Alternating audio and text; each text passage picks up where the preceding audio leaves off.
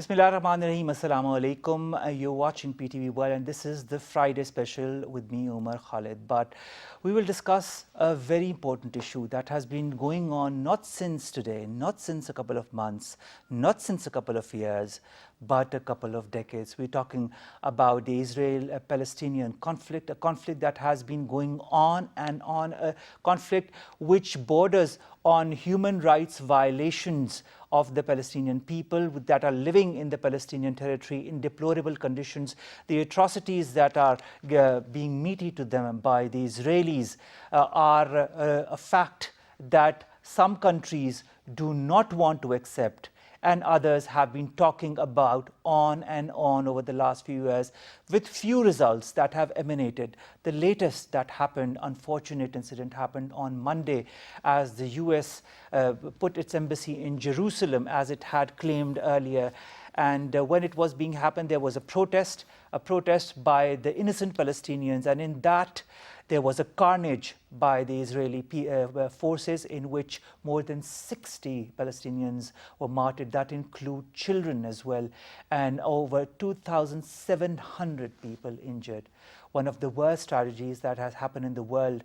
But where there is condemnation the world over, especially emanating from Turkey, from Europe, from other countries, from Iran, from Pakistan as well. Today, we celebrate the Palestinian Solidarity Day all over the country with the renewed pledge to always back Palestine and the Palestinian Authority and the Palestinian people in their time of crisis. And at a time when there are two important meetings that are being held. The first is an OIC special session that is being held in Istanbul, and our Prime Minister, Mr. Shahid Haqqan Abbasi, is representing Pakistan in this very important session in which they are going to talk about this carnage that has happened in Palestine. And the second session, that is also a very important session, is the United Nations Human Rights Council meeting that is also going to happen today to discuss the deteriorating human rights situation in the Palestinian territory. The Palestinians, on one hand, thought that they were being backed also somehow, or they will have a support sooner or later by the US authorities, but that has been proven wrong, as President Donald Trump of the US has went on record saying that they will move the embassy to Jerusalem, and then he actually did it. And you see how he is backing Israel in a different moments, has been backing, but now that backing has become stronger than ever. What is going to happen in all of the situation? Are all these meetings that are going to be held of the OIC, of the United Nations Human Rights, of the United Nations also that will get together, of also the emergency meeting of the OIC ambassadors that was also held this Wednesday, will all that come up with tangible results to this solution? Will it come to a solution to this issue that has been in this territory since so long? Will we find a solution ever? Or are we being too over-optimistic? To talk about this, we've been joined by two eminent guests. Let me introduce them to you one by one. The first is a former ambassador, Mr. Zamir Akram. Zamir Akram sahab, thank you very much to have joined us. The second is our current charge d'affaires at the Embassy of Palestine, Excellency Husni. Thank you very much to have joined us as well. I'll start with you, Ambassador Akram. You've been witness as a diplomat as well to what has been happening in this region. I'm talking of the Palestinian region. We have seen all the resolutions that they have tried to pass in the United Nations or at other fora, but really no tangible solution has to date come out. And now, since the last couple of months or years, since the Trump administration has taken its hold on the US, it has become worse. Do you see any solution? Ultimately, yes, inshallah, there will be a solution. Right now, what we are seeing, and for many decades, what we have witnessed is a genocide in Palestine. The Israeli government, particularly under Netanyahu, and backed up now by Donald Trump's administration, has gone beyond any limits of human behavior. They are indulging in ethnic cleansing. They are resorting to use of deadly force against innocent civilians. Even children and the old are not spared. And this in turn, instead of making Israel more secure, which the Israelis and the Americans hope, is going to make it less secure. Because one, the international community, even their friends, even the Western friends of the United States, of Israel, apart from the United States, are now appalled by what the Israelis are doing. And they will certainly not join the US in defending Israel anymore, as we saw in the Security Council. And this is going to grow. And the second thing is that the Palestinian resistance inside Palestine and outside Palestine will continue to become even stronger with this kind of behavior. And thirdly, we will see an increase in the ranks of people who will take up arms against the Israelis. Hezbollah, Hamas and others. So you're saying it's going to go towards an armed conflict, a It more is already severe, an armed arrogant conflict. armed conflict. It is already an armed conflict. My point is that Israel... But it's going to get worse. It's going to get worse, and Israel will become less secure than more, because they think they are trying to become, by using such tactics, they are going to ensure Israeli security. They are doing the reverse. And this in the long run is not going to be tenable or implementable. And that's why I think that eventually the Palestinians will succeed in their struggle. All right, Mr. Husni, first of all, our deepest condolences from all of us at PTV World and from all of us at Pakistan on this carnage that occurred this Monday. We are so sorry for your loss, and our heart bleeds as much as yours does. Mr. Husni, this carnage is just one of the many incidents that has happened over the last few years, but it is nevertheless a very strong incident of carnage that has happened now this Monday. Over 60 people martyred, so many scores injured. The Israeli forces using brute force, using arms against the innocent Palestinians. Your country has, over the different decades, over the different years, gone to all the different fora, whether it be the United Nations or the OIC or the different countries that you've talked to. But no tangible solution has come off yet. What do you make of it, sir? First, I agree with the ambassador that at the end there will be solution. These things, these massacres, cannot continue unchecked. I believe what we need here to concentrate on our priorities. We need our friends to stand by us. We are alone. I don't think we can do a lot if we leave it for Palestinian National Authority. So what I believe, OIC with 57 countries can do a lot. There is a session being held today as we speak. Today in Istanbul, there is urgent session, and with two main issues to be discussed. How to come out with a resolution, strong resolution, to force America to change its mind and policies, and to discourage other countries who are thinking, there are many countries thinking to shift their embassy from Tel Aviv to Jerusalem. You also recalled some of your ambassadors that were in three, I think, countries back because they attended that ceremony of the embassy opening in Jerusalem. Yeah, there's Romania, Czech Republic, and I think Austria. All right. These countries, for example, what happened yesterday in convention or conference of Arab foreign ministers, they warned these countries and they warned America that if you do it,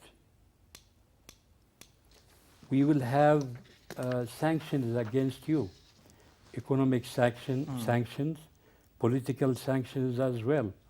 They have also called for a credible investigation into this incident. That is what the Arab League chief Ahmed Abughoush said at this extraordinary Yes. meeting of the foreign ministers.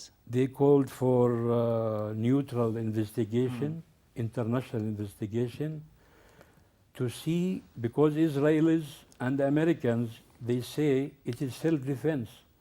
What we are doing against Palestinians and Hamas inciting people to go on the road. So Israel on self-defense, this is what they are claiming. I don't know, against innocent Palestinians who are armless, how they can be In self-defense, how can that be called self-defense when Yeah. they're innocent? They do not carry the arms. The only things that they use are the stones that they pelt at the Israeli forces. But despite that, they call that self-defense. This is something that we do not understand as Pakistanis as well. That is why today, in solidarity with you, we are having the Palestinian Solidarity Day to condemn this incident with all our force, with all our might, and to tell the world that Pakistan stands with Palestine. Ambassador Akram, now Pakistan has always stood alongside Palestine and the Palestinian cause, since this cause erupted a few decades back. Do you feel that Pakistan's point of view, Pakistan's stance on Palestine has been heard across the world? No, it hasn't. It hasn't. Well, more important than Pakistan is the stance of the Palestinians. That has not been heard across the world. But why is that in your point of view? Because it's the law of the jungle. It's the powerful against the weak. And Israel is not really powerful in its own right. All it has is the United States, which has backed it up. And that's why it can virtually get away with doing anything it wants. But you see, any resolution that is passed in the United Nations which condemns an incident is vetoed by the US. Recently, you also saw. Exactly what I'm saying. So this will continue, Zamir Akram. Yes, it will continue, and that's why I don't have much faith in diplomatic initiatives of this kind, like getting resolutions from the UN or getting resolutions from the OIC or from the Arab League. My real hope is that the Palestinians and their friends, including Pakistan, should work together with the countries that are now taking who have now realized that the Israelis have gone too far. And I'm talking about the other major powers like the United Kingdom, France, Germany. Of course, the Russians and the Chinese are also major powers. Yes, there have been statements that have been emanated from Russia. And they're members of the Security Council. These are the countries that must be motivated and activated in order to come up and help the Palestinians and defend the Palestinian rights and defend the Palestinian cause and bring about an ultimate solution which is there, which the United Nations has put together, which all the parties have agreed to, and that's a two-state solution. And that is something that all of them have accepted. So what they need to do is really implement it. So that's would be my focus, that the Muslim countries should use their influence and their diplomacy with these major players, plus get their own act together. Unfortunately, this OIC extraordinary summit, I mean, just the fact that it's being held in Turkey and not in the headquarters of the OIC, which is in Jeddah, speaks for itself. This is a time when, up till now, because of the Iran-Saudi competition for influence in the region, the Saudis are closer and growing closer every day to the Israelis. This is a highly pathetic situation in the Muslim world. I'm sorry to say this, but this is a fact. This is a reality. We need to understand this. Today, how many of our Muslim countries that have relations with Israel would be willing to break off those diplomatic relations with Israel because of what Israel has done? I don't think any one of them would. Pakistan, for its part, has never had diplomatic relations with Israel, because of a principled stand we have taken ever since the creation of Pakistan. And that is a policy that we will continue until there is a solution in the Middle East to the Palestinian problem. But unfortunately, I must say that many of these countries belonging to the Islamic world are themselves not really committed. So this needs to change. And passing resolutions is very easy. That's a very important thing, Zamir Akram. Some change. Mr. Husni, change is very important. Change is also what is needed as far as policy, as far as taking action to find that two-state solution that Palestine has been asking since decades should come to fruition. What do you feel in your point of view, sir, as the charge d'affaires of the state of Palestine, that the Muslim world or the world in general needs to do? Yeah, as Ambassador said, we need a real change that not only resolutions, we have been witnessing hundreds of resolutions, including United Nations resolutions. All of them favored Palestine, favored just cause of Palestine. But we have seen none implemented. On human side level, on political level, none. So we need, I think, we need as Muslims, and we are 30% of the world, if we are united, there must be a change. There could be a change. You see, in the past, when there is any resolution in United Nations Security Council or whatever, there is debate about Palestine cause. Some Western countries took side of Israel and America. Now there is a positive change from Western side. There is a pro-Palestinian stance. Yeah, they don't favor Israel. So I think this is not enough, of course. America is a big country and strong country, and taking side of Israel. I think we should start thinking the same way how they are thinking. When there is somebody against America, they impose sanctions against that country. But we Muslims, up till now, we have a lot of resources. We have oil, we have... So why don't we do the same thing? Why don't we impose sanctions on countries which they stand against Muslims? All right. Ambassador Akram, why can't we impose sanctions on countries that are going against the Palestinian cause, especially on Israel and those countries that favor Israel? Why can't we? Why are we not united enough for that? As Mr. Husni said, we have the resources. Let me take you back to the oil crisis. When the oil-producing countries, which are mostly Arab countries, joined together to impose an oil embargo. That changed situation in the West. That changed thinking in the West. It can be done. It's not that it cannot be done. But my problem is that that was then. Today, and this the is situation now. is the situation is different.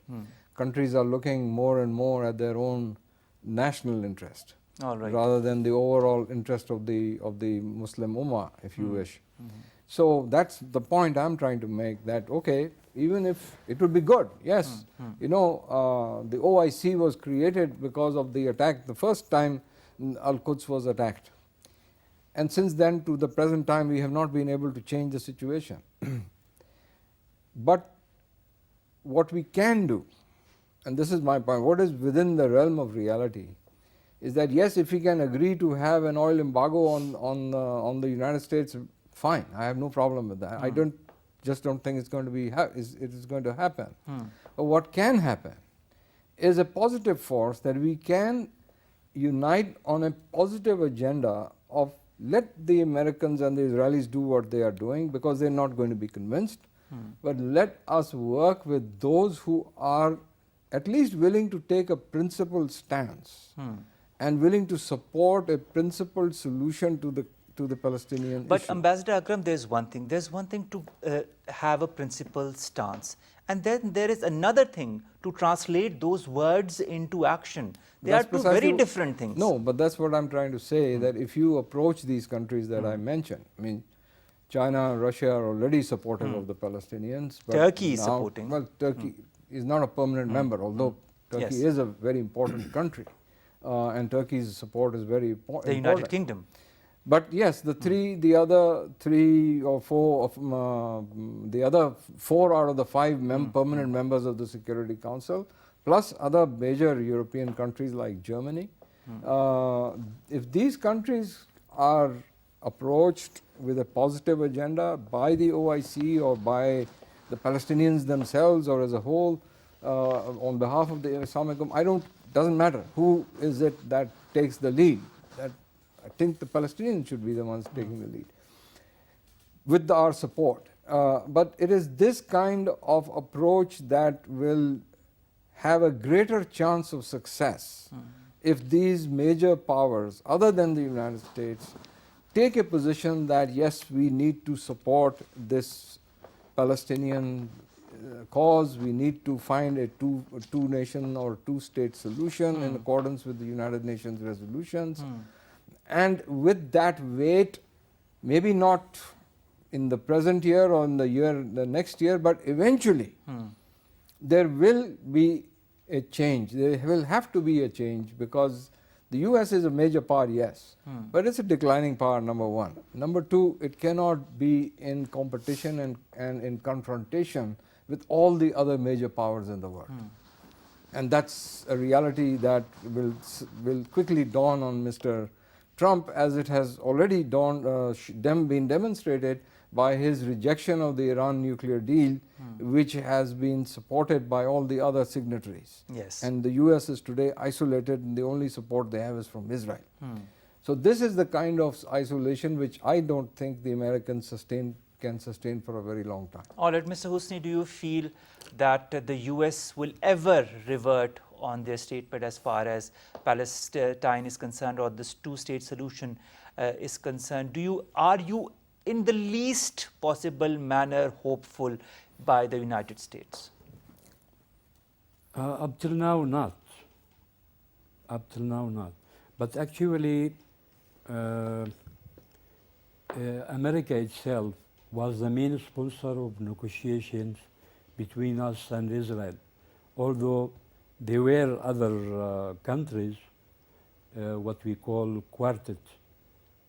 But America was the #1 negotiator and sponsor of negotiations.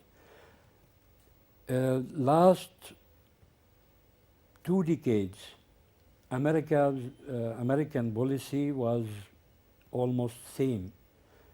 With 4 or 5 presidents came in power, nothing changed till Mr.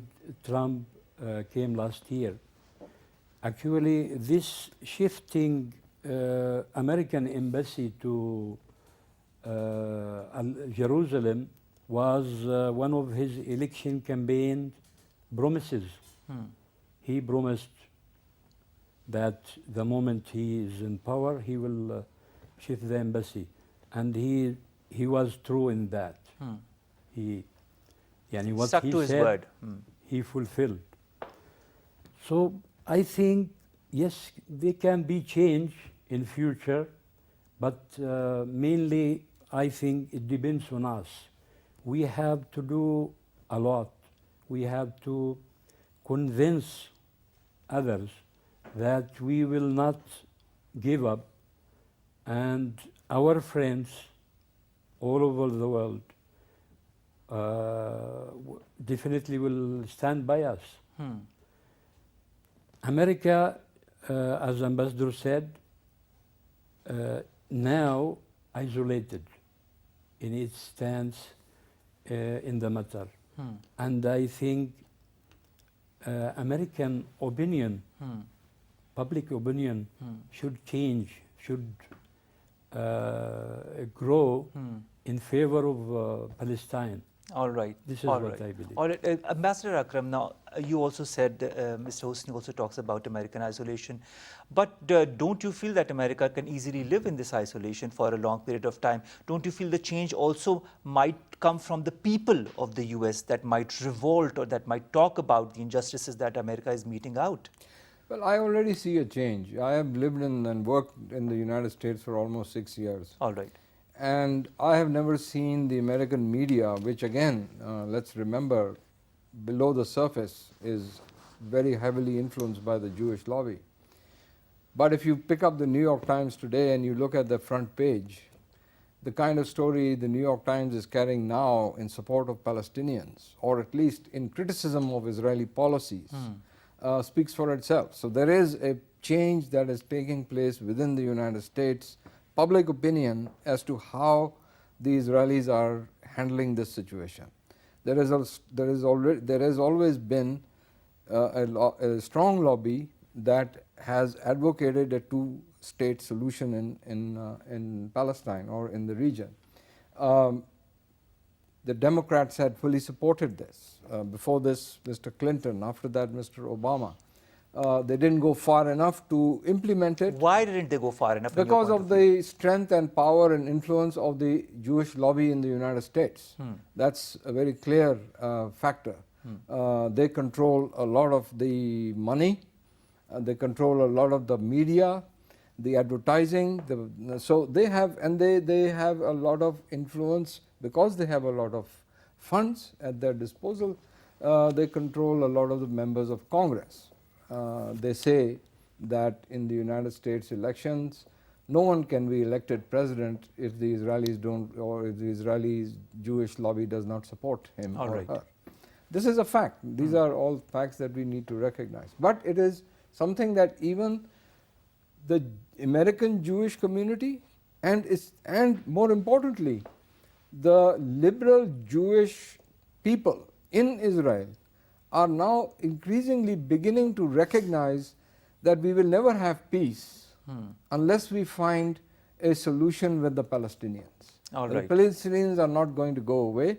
There are millions of Palestinians living in occupied territories, living in what is today called Israel, and there are millions of others in the Palestinian diaspora. Plus, they are surrounded by Arab countries. They are surrounded by Muslim countries. So they also recognize, the liberal Jewish groups and political parties, they recognize that eventually we have to find a solution. It is only these thugs, I would use the word thugs, and rogues like Netanyahu and the other hardline Likud party type people who are in power now, who are following this policy of genocide. They are following a policy by establishing their settlements in Palestinian areas. And they're increasing their settlements, they're increasing the area in which they are. This is exactly, this is the kind of fascist approach for living space, which is the argument that they are using, which was used by the Nazis and Hitler to argue that the Germans under the fascist rule needed more living space. And what a strange kind of a behavior for the Jews who always talk about the Nazi oppression, for themselves to become the oppressors. Exactly, to be doing and adopting and pursuing the same policies.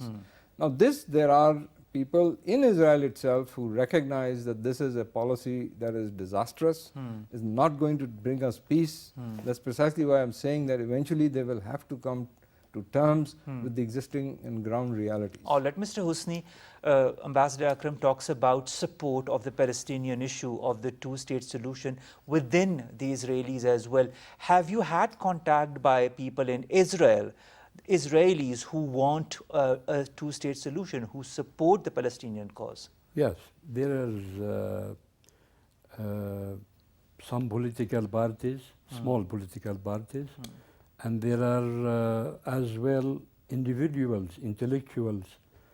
There is a group, religious group, they called Naturni Karta.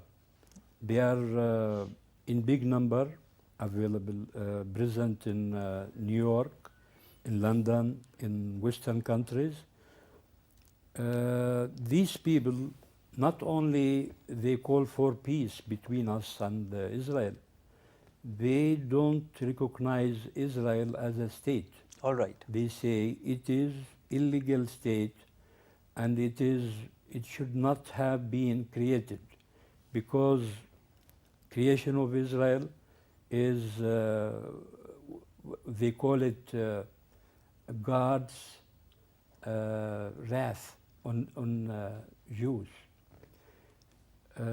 There is movement in Israel.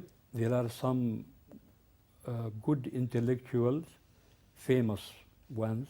They call for peace and they call for negotiations between Palestinians and Israel. All right. They believe that these hardliners now ruling Israel, they are taking Israel to somewhere not known. So we from our side, we have given concession after concession. Ambassador knows, before we were calling for a Palestine itself, all Palestine. It should be our independent state. Right. So now this is the maximum concession we can give. All right. We can give You cannot no go more. beyond all the concessions that We have been cannot- currently given by the Palestinian state. All right. Ambassador Akram, you talk about the initiatives that need to be taken from the Arab countries, and you talk about some that are not doing as much as they need to, and you talk about oil embargo that could or could not have its effect. But when we have an organization like the United Nations, where every resolution that is passed on the Palestinian issue or on the two-state solution might be or is vetoed by the US, shouldn't the United Nations itself also change its working in such a manner that in the future, if one state, like for example the United States, vetoes it, that the other members who are going for it, the resolution might and should be accepted? Can that happen? Well, the UN is structured in a way that to be able to do that, you would still need the United States not to veto it. Oh, all right. So it's a circular argument. The thing is, unfortunately, the Palestinian issue is the oldest issue on the UN's charter, but it is not an issue that is under Chapter 7, which means that if it was under Chapter 7, then it means that the UN is obliged to use force if it has to Why isn't implement it under that? Because the US wouldn't let it be. All right. So that, so it's look, the UN was created after the end of the Second World War. It reflects the power realities of that time. So if the US or any other of the P5 do not want a particular action to be taken by the United Nations, they will veto that action. And that's been the case throughout In the past, UN's since history. always. So we have to find a way around that problem. And how can we find a way around This is what that I've problem? been saying, that we have to find a way by working with the other Countries P5 that support, countries that support this that issue. support a solution in Palestine other than the United States. And we may have to find a solution like this maybe outside the UN. But perhaps even in the UN it's possible if the other 4 P5 of the P5 Are together on that are willing cause. to work together and to push through for a solution. I don't think in that situation, I don't think the US, maybe the Trump administration, but down the line, because Trump is not going to be there forever, hopefully, that the next administration would take a much more practical and realistic approach. But a practical and realistic approach has been taken in the past. You've talked about the Democrats who've always taken a stance for negotiations. Mr. Husni talked about the Americans supporting that. But even despite that, nothing came out of it because of the Palestinian opposition, Israeli opposition to all of that. Yeah. Wouldn't the Israelis oppose that in the future? Of course they would oppose, but this is my point, that because in my initial remarks I made 3 points. Yes. The second and third points were that this situation that has evolved is going to increase the level of Palestinian opposition and Yes, amongst the Palestinian people, yes. agitation against the Israeli authorities. And number 3 was that it is going to increase the ranks of those who are willing to use force. Hamas, Hezbollah and others who in the region who are using force, their numbers are going to increase, because all these young people whose parents have been killed, or whose brothers and sisters have been killed, or whose children have been They killed. will retaliate. They have been retaliating. They will go and join these groups. So this is an advertisement that there is no other solution rather than to take up to force. go and join those people. So things are going to get worse. All right. For the Israelis and All for right. the of course the Palestinians will suffer, but at the end of the day there is light at the end of the tunnel. That's All what right. my belief. Ambassador Akram, we talked to Mr. Husni also during the course of the program. He talks about the concessions, that there's a limit to the concessions that have been given by the Palestinians, and they cannot do more than they have been asked to date. Now they have conceded enough. Also, he talks about negotiations, that there should be negotiations. He talks about Israeli factions inside of Israel that support the two-state cause. Negotiations versus use of brute force, which is the most important tangent as we speak? Well, with apologies to the Sharjah, I would say that the Palestinians negotiated badly right in the beginning.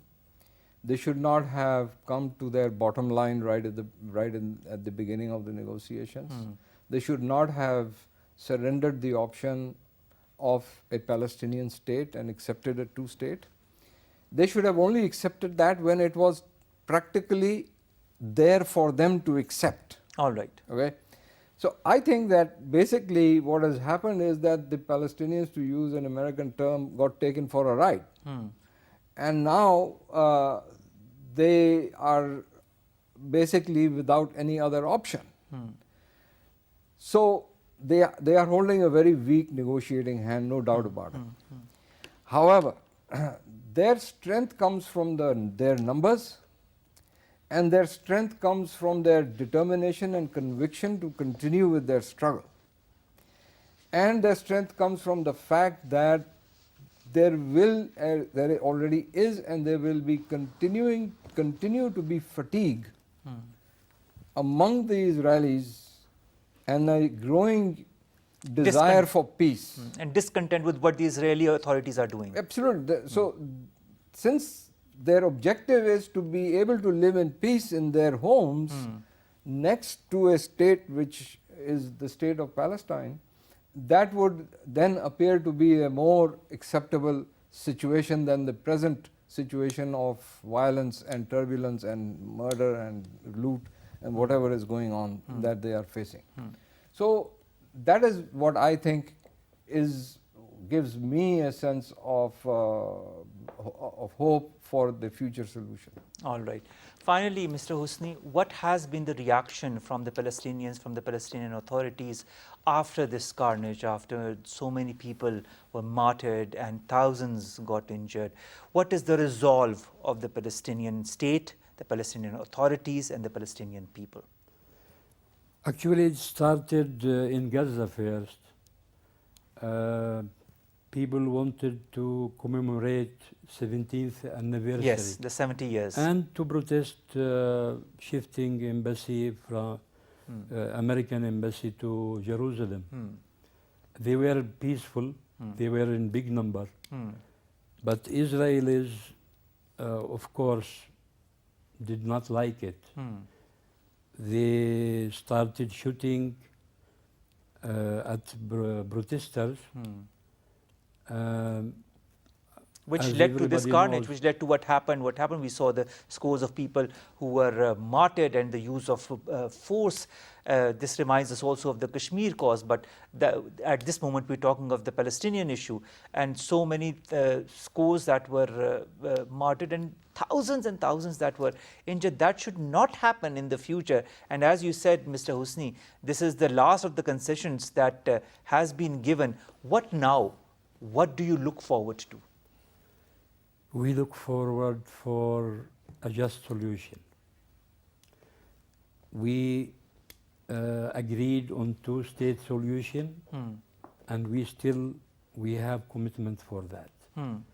Without that, I don't think there will be peace in Middle East. All right. So the two-state solution is something that you're still adamant towards, Yes. that this is how it will proceed. But with the Israeli authorities continuing to take more and more space for their settlers, also will there ever be an end to that in your point of view? No, I don't think.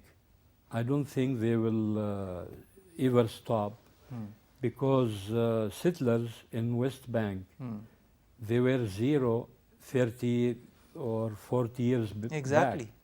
Now settlers, 600,000, living among 2 million and half, 2.5 million Palestinians. I am a resident of West Bank. I left West Bank 40 years back. We were talking about Jewish people. We have never seen them. Before 67, I myself did not see any Jew. But now in West Bank, they are everywhere, and they have taken strategic places, best areas for cultivation. They are disturbing people too much. They are attacking their villages and their... So it's difficult to say Israel or Israelis are serious in peace negotiations. I really doubt that. All right. But at the end, there should be something.